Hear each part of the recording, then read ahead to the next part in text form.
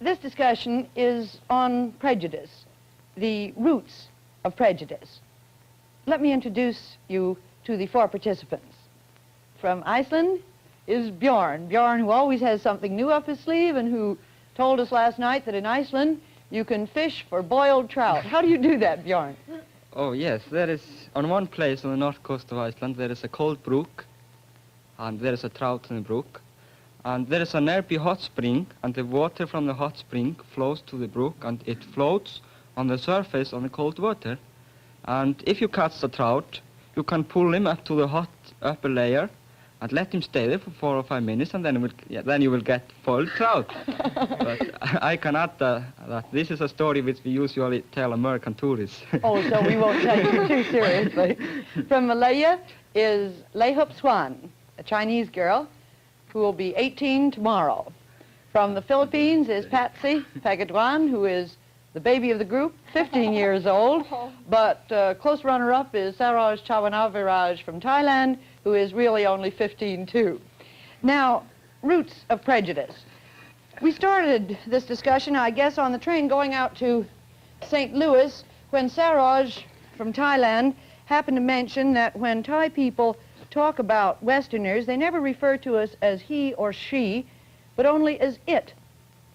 And suddenly we began to see how Thai children, from practically the moment they start to talk, get a prejudice that Westerners aren't really quite human, aren't quite men or women, or sort of neuter. Tell us more about that, Saroj, will you? I don't know why we do like that. Even if we like foreigner, we wouldn't say he or she is nice. We would say it is nice. I've called them like this since my childhood.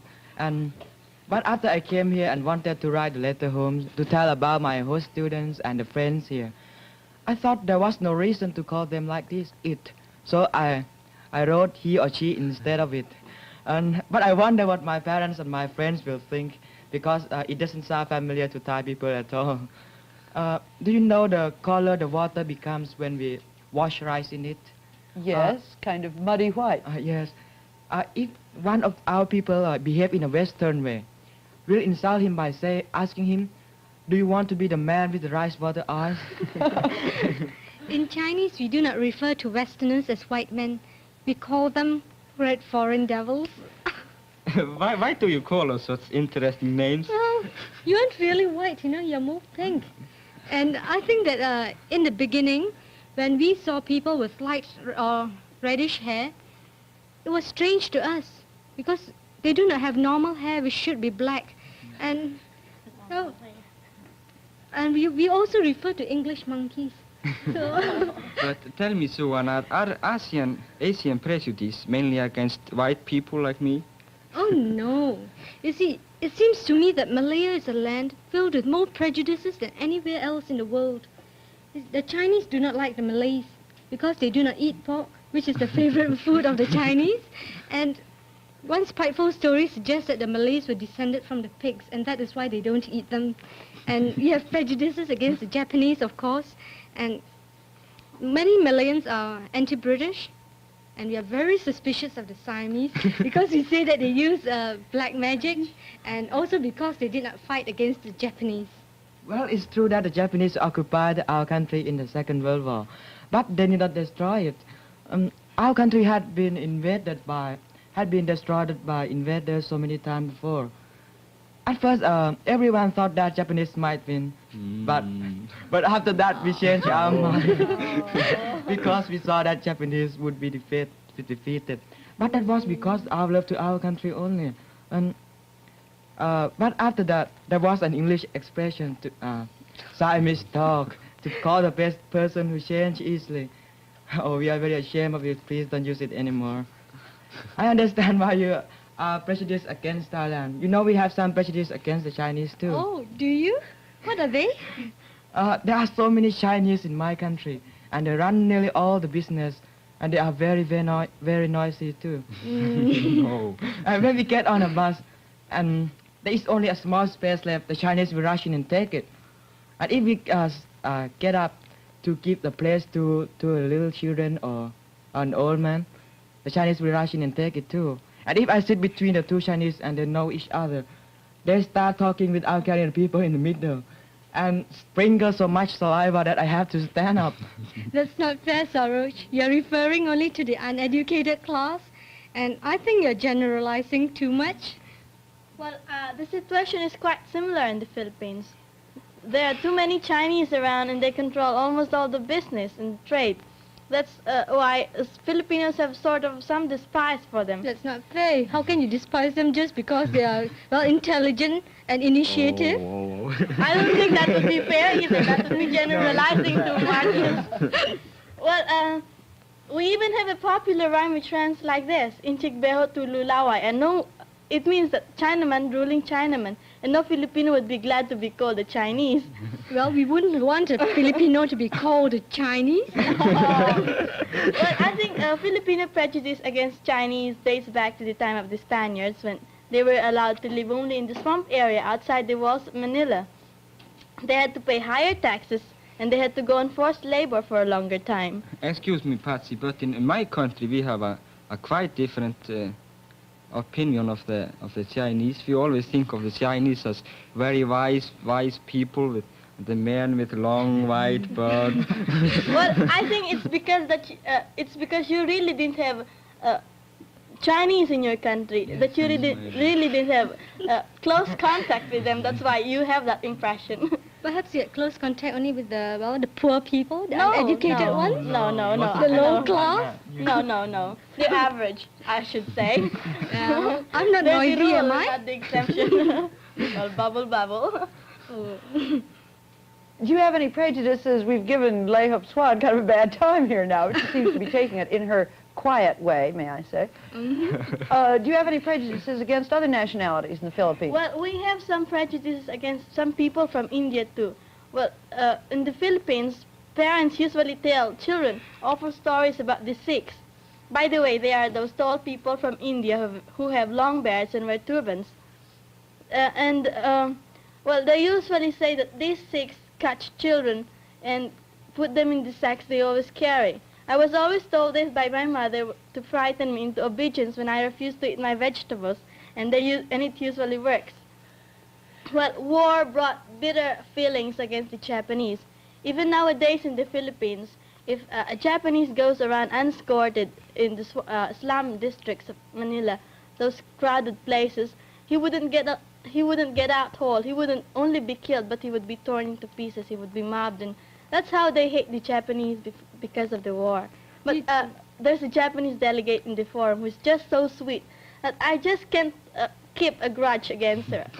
I like her very much. She's one of my best friends. You know, I feel the same way as you do, but I don't think that if a Japanese were to come to Malaya, he or she will be torn to pieces, because we are, well, better civilized people. And although sometimes I try to get rid of all my prejudices, Well, somehow let's or try you other, out, Swan. You said you had prejudices against the white men, pink men, and also against the Japanese. Now, suppose you had to choose whether you were going to marry a Japanese or a white European. Which would you choose? well, I don't think I'll choose either. Well, but suppose you had to. I think I'll remain a spinster after all. On this subject of prejudice, I wonder how many of them really begin way back in the nursery, like you said yours did about the Sikhs. I think it is very true. The only people I have ever hated are the Turks. I used to pray from my early childhood, God save me from the Turks. And when I was disobedient, my mother used to tell me that the Turks would come and take me. And as I was often disobedient, I lived in constant hysterical fear of the Turks. And I started hating these atrocious savages. And yet I had never seen a Turk before I met Under. I think they started hundreds of years ago, in the early days of the Ottoman Empire. Then pirates from Turkey or from Algeria used to sail to the northern countries and plunder the churches and steal healthy people for slaves. And since then, the word Turk has the meaning of something which is aggressive and warlike. You know, since we've got a Turk right here in the studio, I think we probably ought to produce him.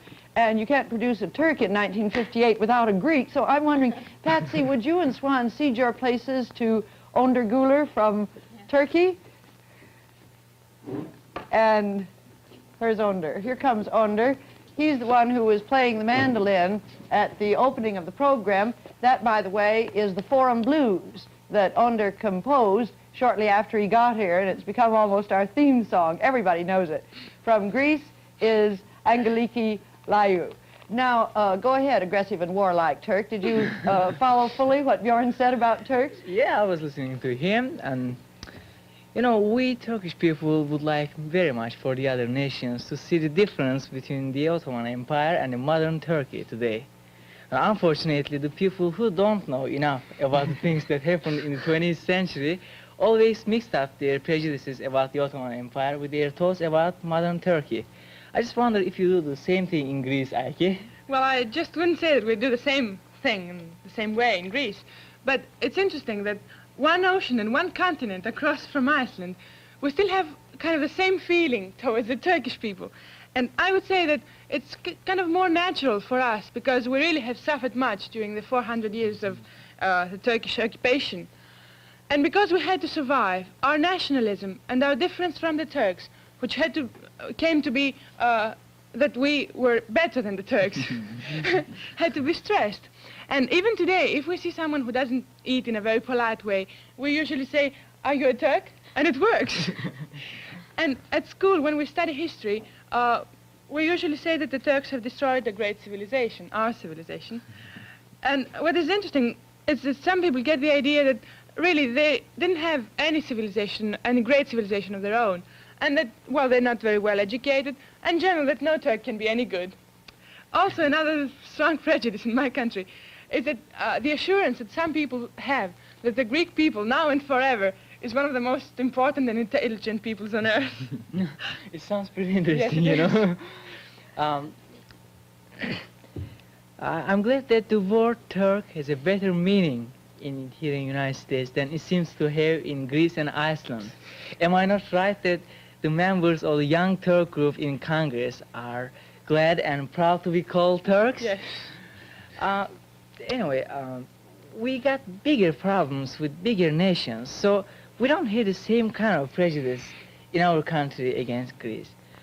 You know, when I was a little boy, I used to play Russians and Turks just the same way American kids play cowboys and Indians.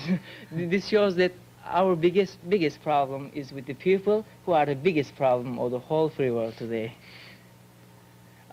You are also telling that we spoiled your civilization in Greece by occupying your country for more than 400 years. But I would like to point out that if the Ottoman Empire didn't give you the freedom of religion and the freedom of keeping your civilization, I don't think you would be able to talk that way today, just because there wouldn't be any nation called Greece anymore, Greek nation anymore. Well, honestly, I don't think this is a very effective argument. First of all, I think that, of course, in different countries we study history in a different way and we stress different points. But still, I think that both of us would admit that maybe in the beginning they did give a certain amount of religious freedom to the Greeks. Maybe just because they wanted to stress the Orthodox religion and keep them away from uniting in some way with the Catholics, which would produce a different situation for Turkey. But then I would say that later on there were some really bad conditions for the Greeks, and they didn't have the opportunity to study their own language. They had to study it secretly under bad conditions, and well, I wouldn't say it was much of a tolerant spirit, but still, I don't think that a nation with the long tradition that the Greeks had, with a strong national conscience, with the language, with their religion, and which was very different from the Turkish.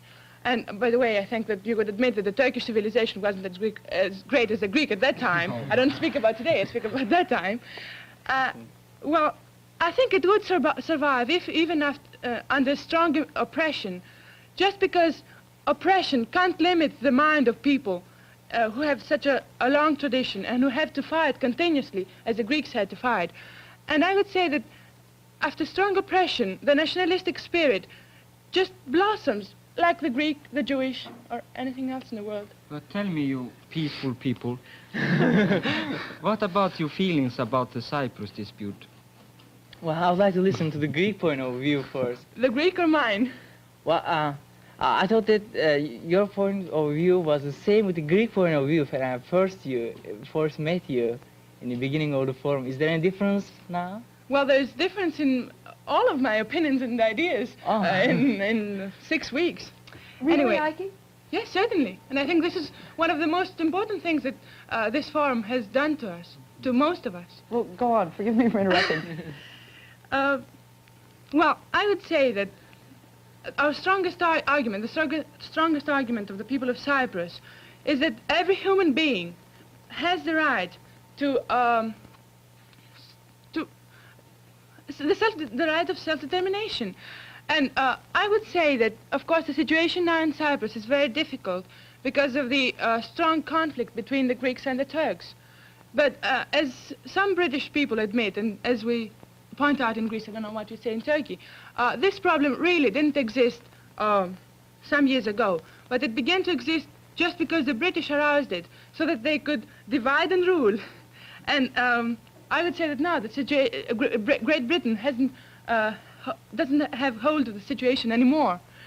But I would say that Cyprus really was a part of Greece for many, many years, more than it was a part of Turkey. And of course your argument that it's near Turkey is very strong. Well, let's but hear I don't think Onder's it's the argument. strongest. Well, you see that self-determination is the most important thing for a place to be belonging to some other country. But we must also take consideration of the historical and geographical facts. As you know, Cyprus has been under Turkish rule for more than 300 years. And it's only 43 miles away from Turkey, and it's 150 miles away from Greece. You know, the Taurus Mountains, which are on the southern part of Turkey, just go under the sea and go up again. That makes it Cyprus. I mean, that's a part of Turkey. But, and of course, I realize that there are more Greek people in Cyprus than Turkish people. There are, I think, 300,000 Greek people and 120,000 Turkish people. And our opinion about Cyprus is not to have the whole part of the island. We wouldn't be so foolish to want that. I mean, there are so many people in Turkey who want it that way, but I just don't think that way because it's not the logical way. But I think that the northern part of the island, where there are more Turks, must be belonging to Turkey. So we will be sure that the rights of the Turkish people over there are given as well as the rights of the Greek people there.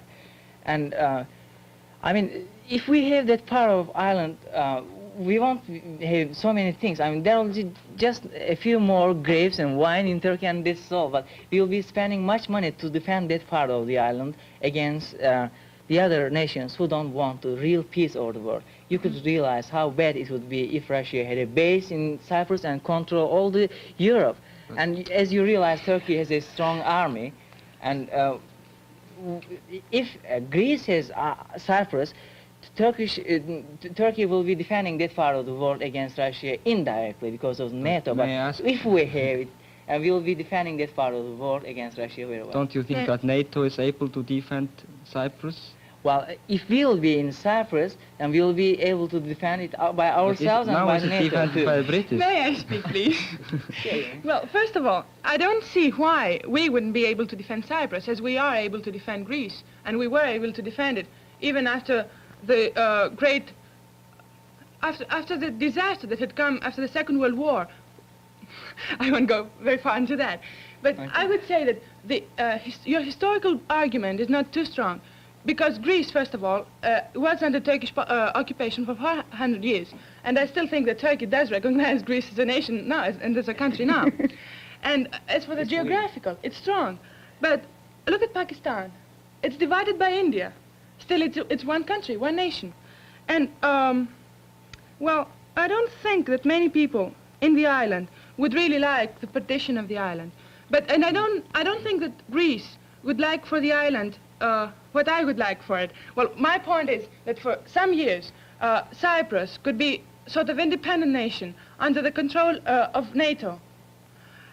just so that the atmosphere is a little calm. And after that, we could have self-determination. And I think that the rights of the minority could be very much respected as they are in the northern part of Greece, while they are not in Turkey. Well, But don't you think now, Angeliki, if Cyprus would be unified with Greece now, that 19.4% of the Turkish minority would suffer from the Greek rule? Honestly, I don't think so. I think that they wouldn't like it, and I think that it might start even a war. That's why I don't really think that Cyprus should unite with Greece. But still, I think that we do respect the rights of the Turkish minority in the north. But what about Cyprus being a Commonwealth of Britain, like the... I don't think Other the people of Commonwealth. there'll Cyprus be like still that. troubles in Cyprus, you know, if Great Britain will be on Cyprus, yes. because, you know, all the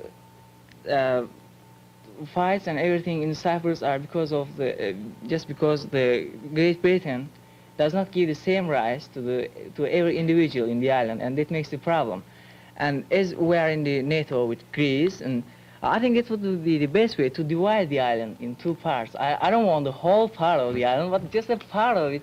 And because of the facts that I pointed that out, you told me that there had been a changement between your opinion about Cyprus before you came here and now.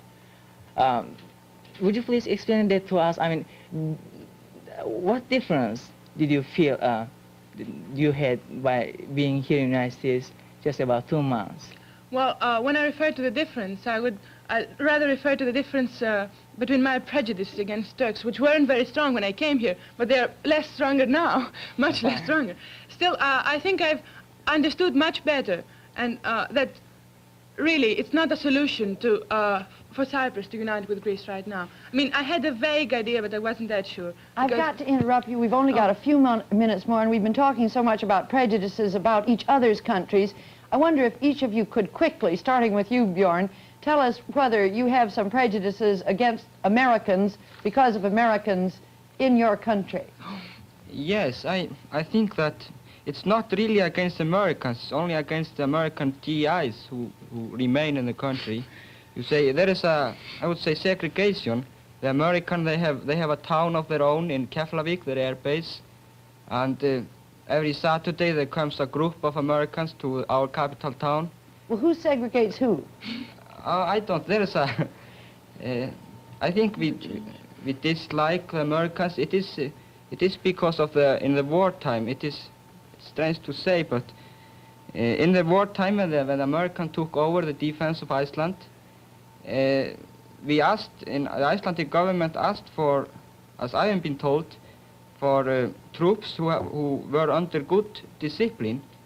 But in the translation from Icelandic to English, it was mistranslated. Instead of selected troops, they said picked troops, and you sent the Marines, and it was not the best troops you could get. Let's go on quickly to Greece. Oh, well, I think we have the same problem as in Iceland, because the spirit of the community, which in some ways is a strong element of Americans in America, is not quite good abroad, because they form a clique, and we certainly don't like that. And then, the tourists who come and look at Parthenon and the old monuments and the museums, and they just pass around the old beautiful pieces of sculpture and architecture and make such sometimes silly remarks on them. And then I've heard the question asked, what on earth do you do with this money we give you? Why don't you reconstruct those old ruins there? And those old ruins, as you know, are our pride. I would like to add that often when American troops come to our Icelandic towns and they call us natives, we are very, very angry because we consider us to have at least 700 years older culture than Americans have. They feel very superior. Let's get a comment from Wanda. I don't think the American service personnel in Turkey are representing their countries in the right way. You know, when those GIs away from their country, they think that they are able to do many things, and they even think that they are free to do some of the things which you can't which they can't even do here in United States. So that gives a bad impression about the American people in Turkey. But anyway, Turkish people like Americans, and we like the government and policy. I just wonder, all three of you have mentioned the segregation of the Americans. It's been called golden ghettos. It makes me wonder whether the strength of America at home, which is the community feeling, the wanting to be together and cooperate with your neighbor, doesn't work against us abroad. Oh, yes. It works for us in this country, but when we carry it abroad, you feel we're segregated, really. Well, let's get a reaction quickly from Thailand. I'm sorry, our time's almost up. What about reaction to Americans in Thailand? Well, I don't think the people in Thailand like the Americans so much. First, because of the GI too. There are so many GI in my country, and they're always drunken and destroy something. And but what about the aid, the American aid? The other thing, most of the people in Thailand think that we are under America secretly. That may be because of the American aids to our country. I think there are so many aids to our country, such as education, arms, military, advisory in military, agriculture, etc. So we just wonder, why are we helped so much like that? In what state are we connected? So we just have a thought and begin to think like I've told you. I'm sorry, that's all the time we've got. You just have a thought and begin to think like you've told us. Next week at this time, we'll be talking again about other routes